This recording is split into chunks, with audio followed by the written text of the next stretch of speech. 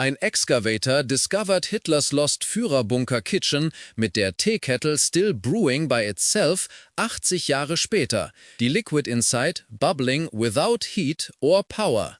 Die Excavation Team stood frozen, unfähig zu Prozess, was der Augen wirklichte. 5 trainierte Archäologen und Historiker, Spezialisten in World War II German-Artefakte, alle rendert speechlos bei dem unmöglichen Szene vor denen. Der Kettles hat auf einem dust-covered Counter Steam rising von seinem Spout, der gentle sound of boiling water echoing durch den konkreten Chamber, der hat remained sealed seit 1945. Dr. Klaus Werner, der Lead-Archäologe, approachte den Kettle mit tremblenden Händen. Als er richtete zu ihr, die liquid inside bubbled more violently, causing him to stumble backward, crashing into the ancient kitchen table behind him. "This is scientifically impossible," he whispered, his voice barely audible over the sound des brewenden tea. There has been no power here for 8 decades. No heat source, nothing. The discovery occurred during a highly classified excavation beneath the streets of modern Berlin in an area that had been completely rebuilt after the war. For years, rumors had persisted about undiscovered sections of Hitler's final headquarters, the infamous Führerbunker, where the Nazi dictator spent his final days before committing suicide as Soviet forces closed in on Berlin. Most historians believed all portions of the bunker had either been destroyed or thoroughly documented during Soviet occupation. They were wrong.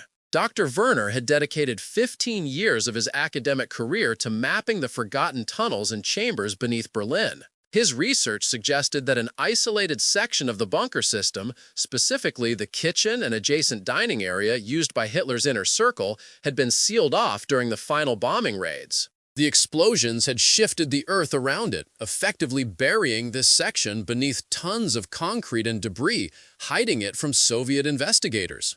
When his team finally broke through the collapsed passageway on Tuesday morning, they expected to find a time capsule, a perfectly preserved Nazi kitchen untouched since the final days of the Third Reich.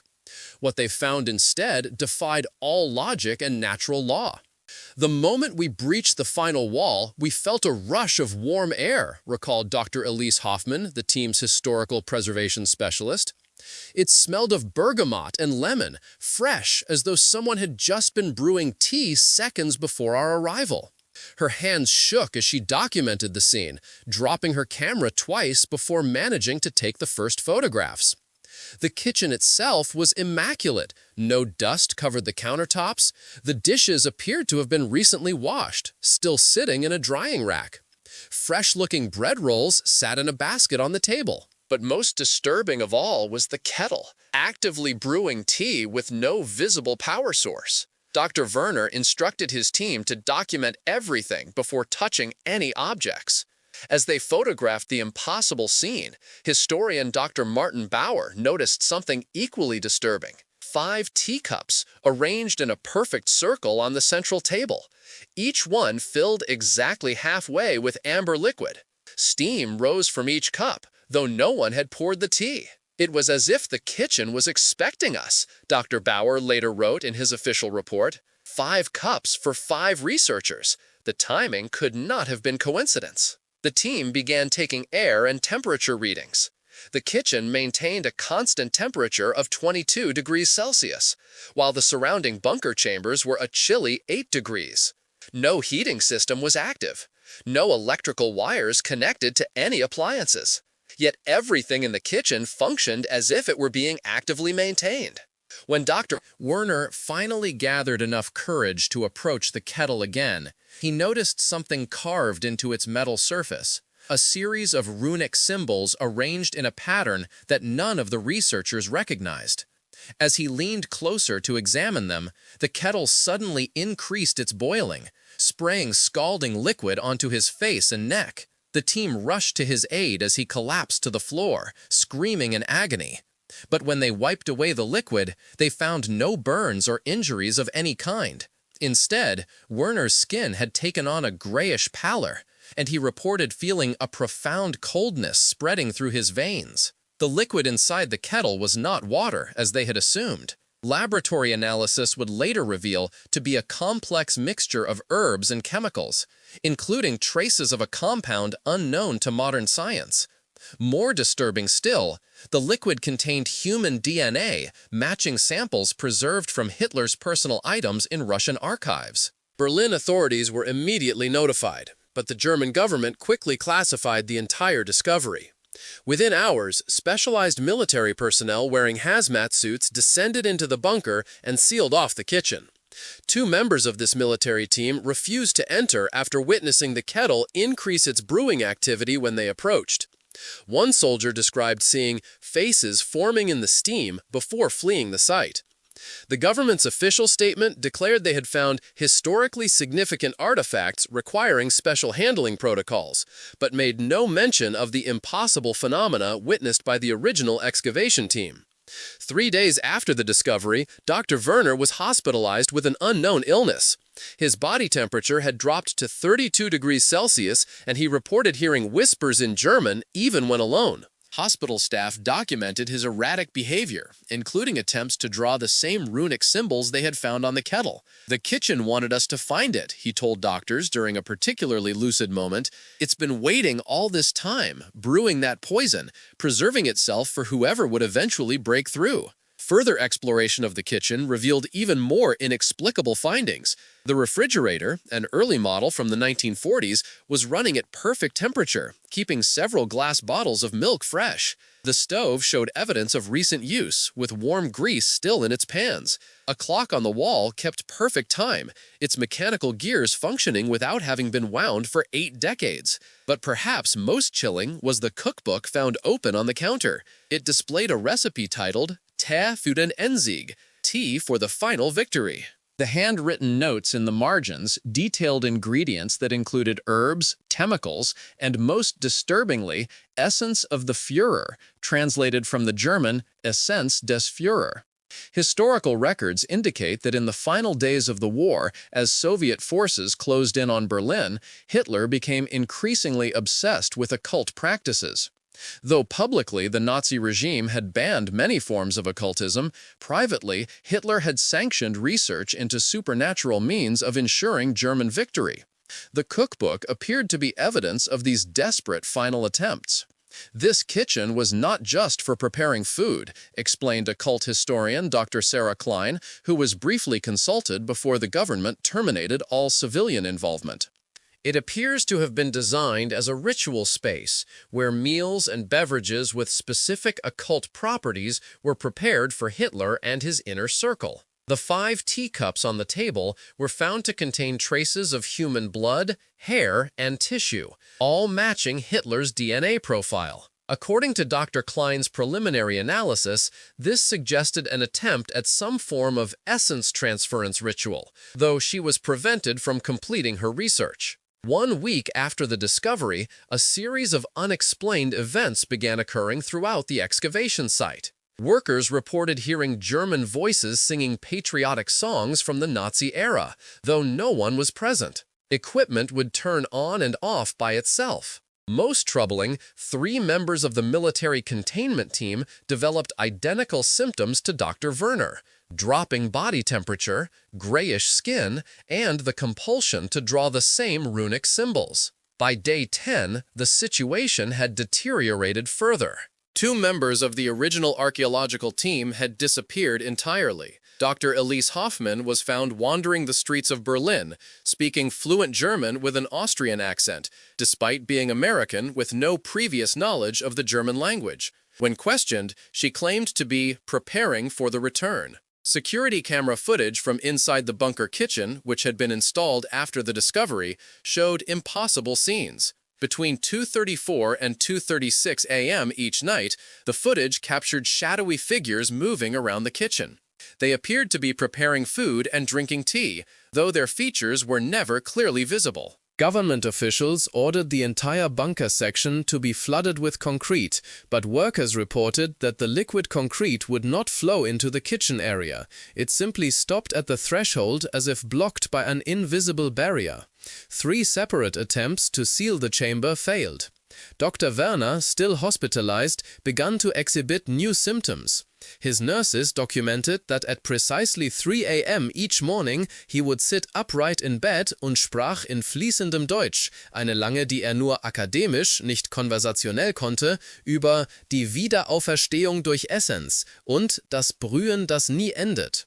Most disturbing war seine Aussage, dass Hitler hatte nie wirklich gestorben. According to Werner's ramblings, the Nazi leader had discovered an ancient Teutonic ritual that would allow him to transfer his consciousness into an object, specifically the tea kettle, where it would remain dormant until the right combination of people discovered it. The tea is not tea, Werner reportedly told his doctors. It is him, liquefied, distilled, concentrated, waiting to be consumed, to enter new bodies, to live again through others. By the third week, the military had established a permanent containment facility around the bunker kitchen. Scientists working in the facility reported that the kettle was producing more liquid than it could physically contain, an impossibility that violated basic laws of physics. The excess liquid would simply disappear rather than overflow, as if being consumed by invisible entities. The bread in the basket remained fresh, never molding or hardening. The temperature of the room remained constant. And most impossibly, the 5 teacups would empty themselves each night, only to be found filled again each morning, without anyone having entered the sealed chamber. The German government contacted allied nations for consultation, and a joint task force was established to study the phenomena. American paranormal researchers, British military historians, and Russian occult specialists were brought in under strict confidentiality agreements. Their collective conclusion was both simple and terrifying. The kitchen existed in some form of temporal bubble where time functioned differently, and something within it was attempting to reach out into our world. 4 weeks after the discovery, the first truly catastrophic event occurred. A junior researcher, against all protocols, drank from one of the teacups. Security footage showed him convulsing violently for 17 seconds before standing calmly, his eyes now a different color. Ich sprach in Deutschem, mit was Linguistics-Experten als Hitlers distinktive austreichdeutschen Akzent und Manierismen identifizierten. Adressierte die Kamera direkt, sagend: Der Bruen ist komplett, die Vessels sind ready, der Reich reiset ergehen. Bevor Security-Personal aberhängen konnte, der Researcher attackierte 3 Guards, tötete 2 mit unerklärter Strength, bevor bezwungen wurde. During his subsequent interrogation hat alterniert zwischen seiner normalen Personalität und der Hitler-like Persona. In seinem normalen Staat bettete um Hilfe, claimend könne feel him inside, schratzend zu gehen aus. Der Researcher died 36 Hour später, sein Körper rapide alternd, als ob Dekaden in Hours vergehen. Autopsie revealte, dass jeder interne Organ hat transformiert in eine Tee-like Substanz und runische Symbole, identisch zu denen auf dem Kettel, hatten so in seinem Bone Marrow formt. Bei Day 40, die Situation hat bekommen eine internationale Security-Krise, doch die Public remained entirely unaware. The kitchen had begun affecting the surrounding city block. Residents reported dreams of a man with a small mustache serving them tea, and many began speaking German phrases they had never learned. Local dogs would gather around the excavation site, howling in unison at precisely 5 minutes to 3 each morning. The containment team's scientists made a disturbing discovery when analyzing the kitchen's anomalies. The brewing kettle produced sound frequencies matching exactly the patterns of Hitler's recorded speeches, but at a range inaudible to the conscious human mind.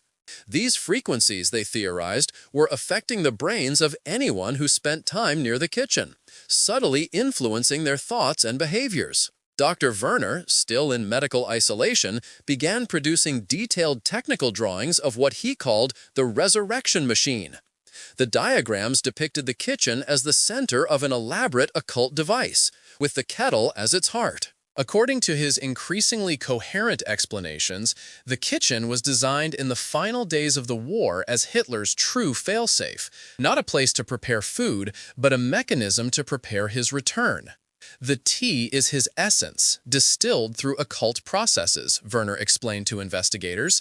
Every cup drunk is a piece of him finding new life. Every breath of steam inhaled brings his consciousness closer to our world. Military leaders proposed destroying the entire site with targeted explosives, but occult specialists warned that disrupting the kitchen might trigger whatever process it was designed to complete. Instead, they recommended a ritual cleansing performed by practitioners from multiple faith traditions. When religious leaders were secretly brought to the site, the kitchen reacted violently. The kettle's brewing intensified, and all metal objects in the room began to vibrate at the same frequency. One priest suffered a massive cerebral hemorrhage after approaching the stove, collapsing instantly as blood poured from his eyes and ears. The remaining clergy retreated, visibly shaken. "That is not a kitchen," the surviving rabbi told military officials. "That is a doorway, and something is pushing from the other side." By the 7th week, 13 people associated with the excavation had died under mysterious circumstances. Each body exhibited the same impossible characteristics: organs transformed into tea-like substance, runic symbols in the bone marrow, and tissue samples that continued to move under microscopic examination as if still alive. The containment facility itself began to change. Walls that were previously concrete slowly transformed into the same tiled pattern as the kitchen walls. Modern equipment would be found rearranged into 1940s configurations. Security personnel reported seeing their own reflections in polished surfaces, but wearing Nazi-era uniforms. On day 52, at precisely 3:33 a.m., every electronic device within 1 kilometer of the site failed simultaneously. When systems were restored 20 minutes later, the security cameras showed the kitchen had rearranged itself. The kettle now sat directly center on the main table, surrounded by not 5 but 50 teacups, each filled with the same amber liquid. Written on the wall in what appeared to be condensation from the kettle's steam was a message in German: "Trinken Sie alle, werden Sie alle eins mit mir." Translation: "Drink all, become one with me." That same morning, Dr. Werner escaped from his hospital room. Security footage showed him walking calmly past guards who seemed not to notice him, despite his distinctive gray skin and emaciated appearance. He was tracked, heading directly toward the excavation site, but disappeared from all surveillance systems when he came within 300 meters of the kitchen. When special forces entered the containment facility the following day, they found Werner sitting at the kitchen table, one empty teacup before him. His physical appearance had transformed. His body structure, facial features, and even fingerprints no longer matched his own, instead bearing striking similarities to historical records of Hitler's physical characteristics. "You are too late," he told the soldiers in perfect 1940s-era German. "The brewing is complete. The essence has been consumed. The vessels await." Before they could apprehend him, Werner's body began to dissolve, transforming into the same amber liquid found in the kettle and cups.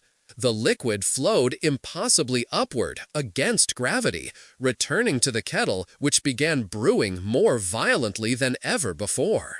The 50 cups began to vibrate in unison, creating a harmonization effect that caused 3 soldiers to collapse with blood streaming from their ears. The remaining team managed to retreat and seal the chamber, but reported feeling a powerful compulsion to return and drink from the cups. After 63 days of escalating phenomena, international authorities made the decision to implement Protocol Omega, the complete destruction of the site through tactical nuclear means disguised as an industrial accident. The public would never know the truth. However, the night before the planned operation, something unexpected occurred. Surveillance systems captured footage of the kitchen rearranging itself once more. The kettle returned to its original position on the counter. The 50 cups reverted to 5. And most strangely, the brewing stopped. The kettle went cold for the first time since its discovery. Written on the wall in the same condensation was a new message.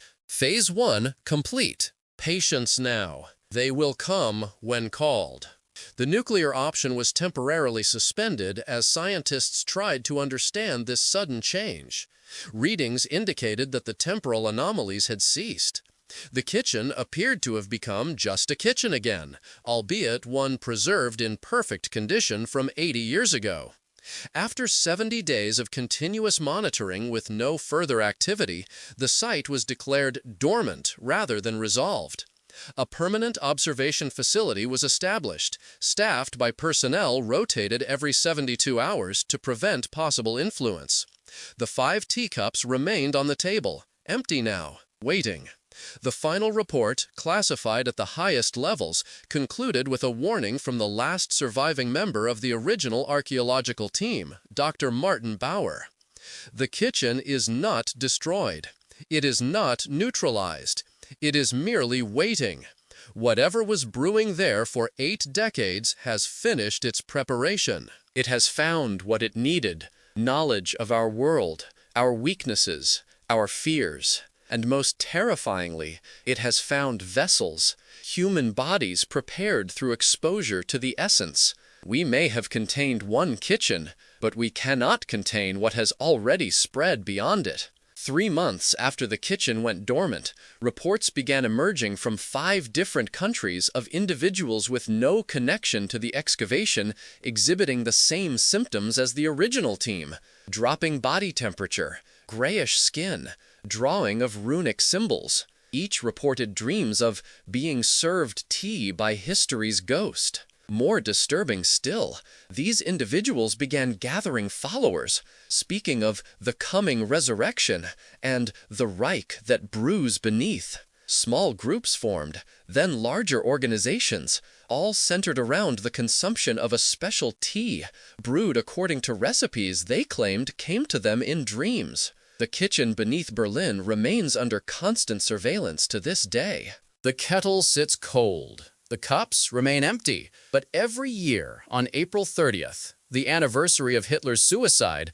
observers report hearing a faint whistle, as if a kettle is just beginning to boil. What kind of occult ritual do you think was really happening in that kitchen all those years? Could Hitler's essence actually be spreading through that mysterious tea? Or is something even more sinister at work? If you found this disturbing revelation about what's brewing beneath Berlin's streets chilling, make sure to leave a comment below with your theories. Subscribe to uncover more hidden historical horrors that governments don't want you to know about. And share this video before someone decides it needs to be contained as well. The truth must continue brewing, no matter how bitter the taste.